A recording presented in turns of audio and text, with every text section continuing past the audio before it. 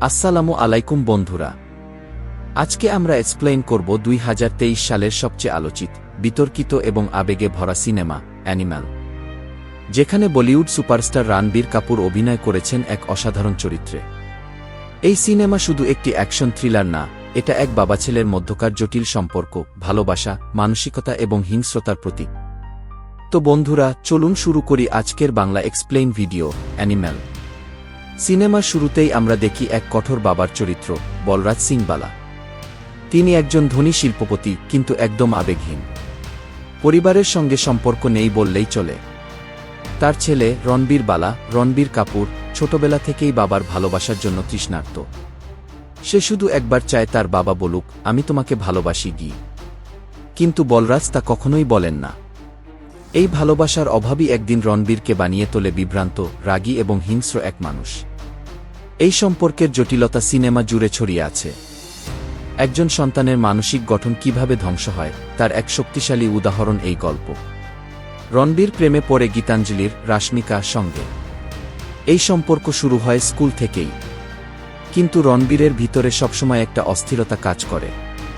সে চেষ্টা করে একজন ভালো মানুষ হতে, কিন্তু তার ভিতরের অ্যানিম্যাল ধীরে ধীরে জেগে ওঠে। বাবার অবহেলা তার মনে গেঁথে গেছে। সে ঠিক করে যে কোনো মূল্যে বাবার মন জয় করতে হবে। চাকরি ছেড়ে দেয়, এমনকি গীতার সঙ্গে দূরত্ব তৈরি হয়। এখন সিনেমা এক ভিন্ন রূপ নেয়। রণবীর এখন এক ভয়ঙ্কর যোদ্ধা। সে যুক্ত হয় এক গোপন মিশনে, দেশের জন্য কাজ করছে। কিন্তু ভিতরে সে প্রতিশোধের আগুনে পুড়ছে। এই অংশে প্রচুর সহিংসতা, মানসিক সংঘাত এবং শক্তিশালী সংলাপ রয়েছে। রণবীর কাপুরের এই রূপ বলিউডে এক নতুন মাত্রা যোগ করেছে। এবার আসি গল্পে টুইস্টে। ভিলেন আবির্ভাব ঘটে, আবরার হক চরিত্রে ববি দেও। সে একজন সাইলেন্ট কিলার, কম কথা বলে, বেশি কাজ করে। আবরার এক ভারতবিরোধী সংগঠনের সদস্য। সে চায় রণবীরকে তার দলে নিতে। এই পর্যায়ে আমরা দেখি রণবীর একই সঙ্গে একজন প্রেমিক, স্বামী এবং পরিবারকেন্দ্রিক মানুষ। আবার অন্যদিকে একজন রক্তভেজা যোদ্ধা। গীতা বুঝতে পারে রণবীর আর আগের মতো নেই। তবুও সে পাশে থাকে, কারণ সে জানে রণবীর ভেতরে ভেতরে একজন আহত আত্মা। তারা সন্তান নেয়, আর সেই সন্তান কিছুটা হলেও রণবীরকে বদলাতে শুরু করে। গল্পের সবচেয়ে আবেগী দৃশ্য, রণবীর বাবার সামনে দাঁড়িয়ে চিৎকার করে জিজ্ঞাসা করে, একবারও কি তুমি বলতে পারো তুমি আমাকে ভালোবাসো? বাবা চুপ থাকে। এটাই রণবীরের বেদনা। একজন সন্তানের সবচেয়ে কাঙ্ক্ষিত কথা সে কোনোদিন শুনতে পায়নি। এখন শুরু হয় সিনেমার ক্লাইম্যাক্স।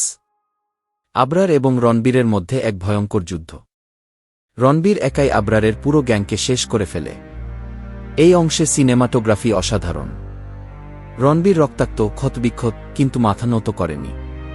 এই লড়াই শুধু বাহ্যিক নয়, মানসিক লড়াইও। শেষ মুহূর্তে যখন রণবীর মৃত্যুর মুখে, তখন তার বাবা বলরাজ তাকে জড়িয়ে ধরে এবং প্রথমবার বলে, তুমি আমার গর্ব, আমি তোমাকে ভালোবাসি গি। এটাই রণবীরের সারা জীবনের চাওয়া। এবং এটি সিনেমার মূল বার্তা। ভালোবাসার অভাব মানুষকে দানবে পরিণত করতে পারে। এই মুভি আমাদের শেখায় প্রতিটি সন্তানের ভালোবাসার প্রয়োজন হয়। বাবা মার অবহেলা সন্তানের জীবনকে ধ্বংস করে দিতে পারে। নিজের ভিতরের দানবের মুখোমুখি না হলেও মানুষ অন্ধকারে হারিয়ে যায়।